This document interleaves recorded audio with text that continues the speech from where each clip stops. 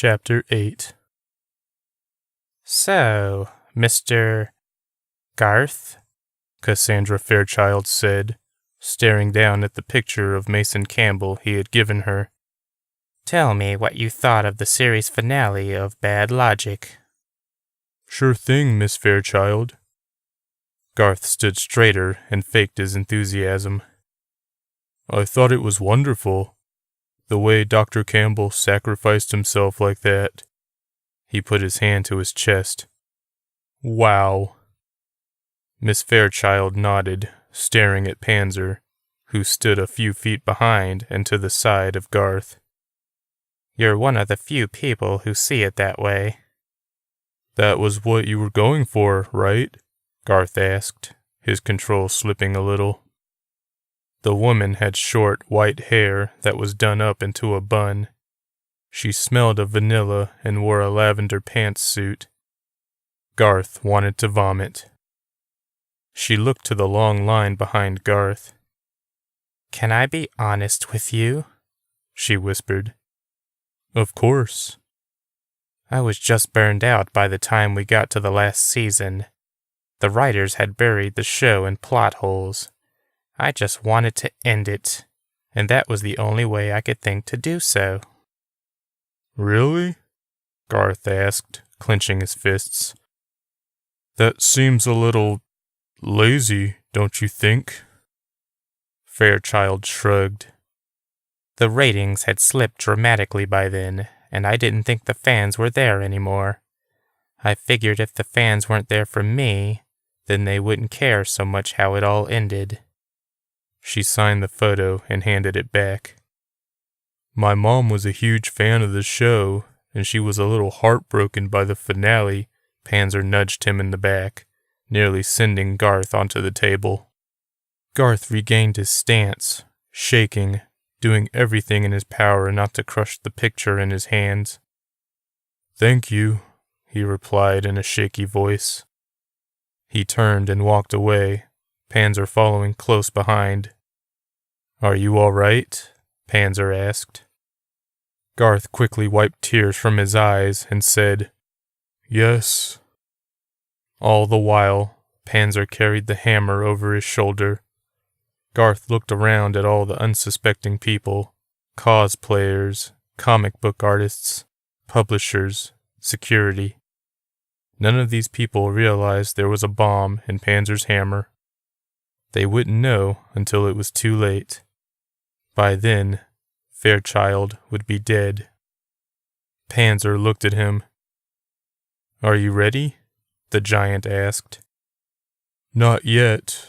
I want to enjoy this place as much as I can." He took a breath and said, "Tomorrow night, during the special panel. Where's August Dickerson? I want to meet him." "He's on a break," Panzer said quickly. "Won't be back for a while."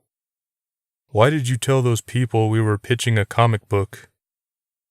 "Because I didn't want them connecting us with Fairchild." Garth waved that away. "Can I ask you for a favor?"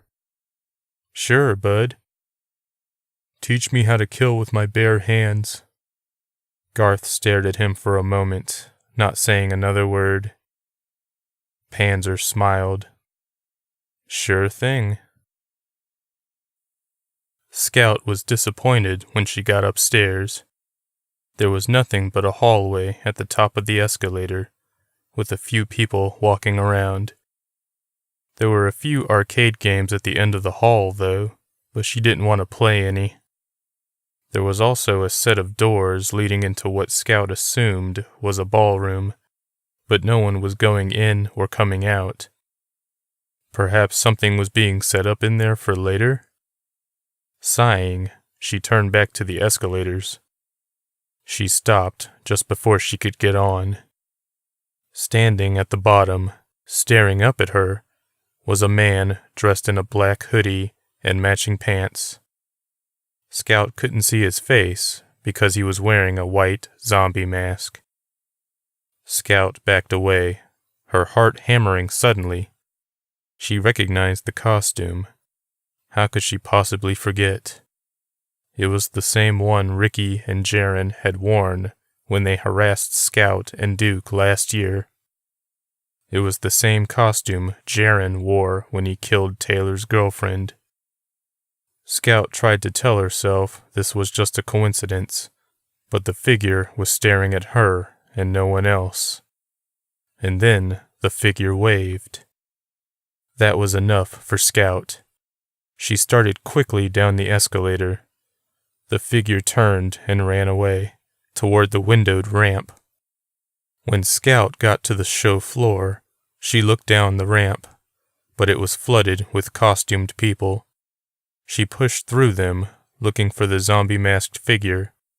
She was certain the man had gone this way, but she saw no sign of him now. She sighed and turned back toward the show floor. Someone grabbed her by the shoulders. Scout screamed. "Whoa!" Dante said with a laugh. "It's just me, girl." "Dante!" Scout looked over her shoulder again, down the ramp, hoping to catch a sign of the figure, but there were still too many people. "I thought I saw someone." "Who?" "I don't know." She told him what she saw. "Creepy. You want to tell security or something?" "Maybe." All other thoughts were suddenly brushed aside when Scout saw someone walk past her. "Oh my God," she whispered. "What now?" Dante asked, looking around quickly. "That's August Dickerson." "Who?" "August Dickerson," she repeated, watching a tall man walk through the booths and people. "He played Dr. Mason Campbell in my favorite show of all time, Bad Logic." "Your favorite show is called Bad Logic?" Dante asked with a large amount of skepticism. Scout grinned at him. "The title's terrible, but the show is fantastic. It came out when I was a kid. It's the reason I love sci-fi, believe it or not. I had no idea he was going to be here." "Go say hi." Dante nudged her forward. "I can't," she said nervously as she watched August, Mr. Dickerson, take a seat at a table on the far side of the floor. "Look at me. I'm shaking."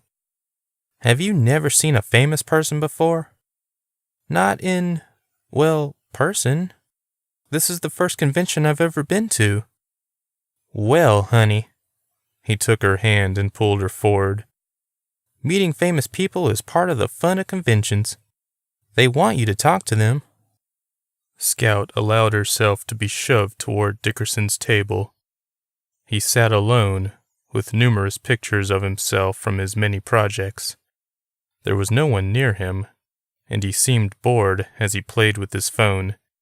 He looked up as Scout accidentally bumped the table with her legs. "Hello," she said with what she figured was a goofy grin on her face.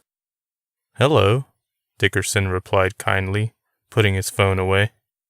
Scout couldn't think of a thing to say. She was too starstruck.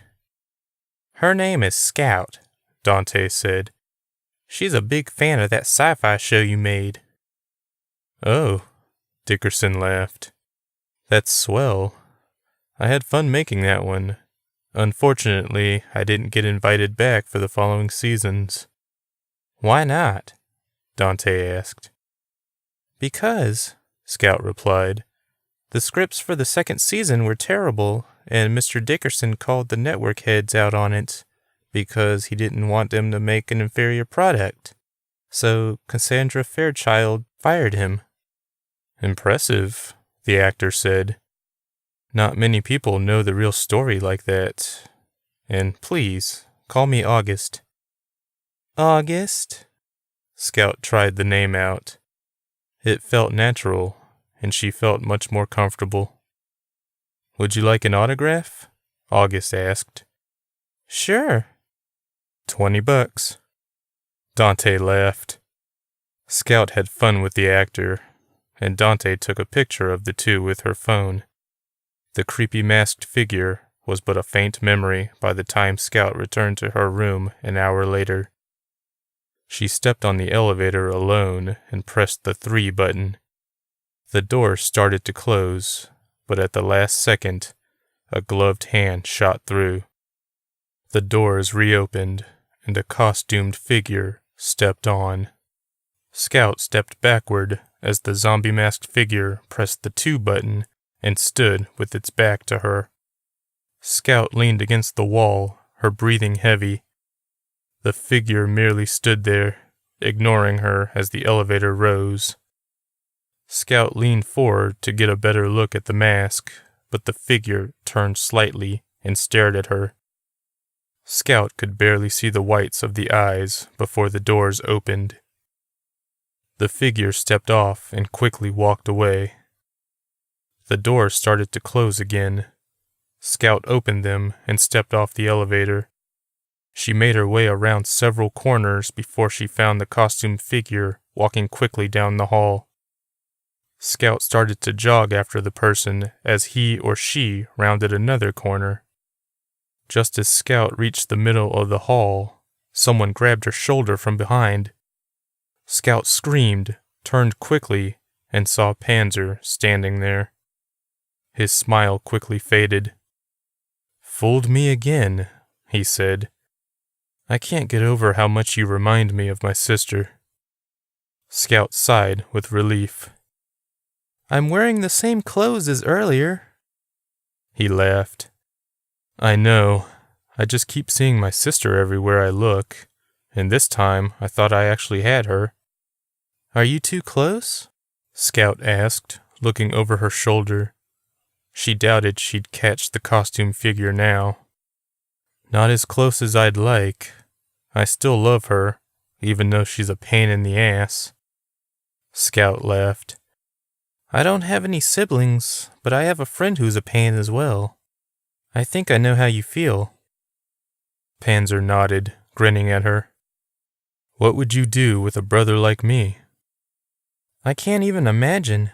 You're so freaking tall." "My sister's your height. We have the same father, but different moms." "Oh, then I guess I would be happy to have you as a brother."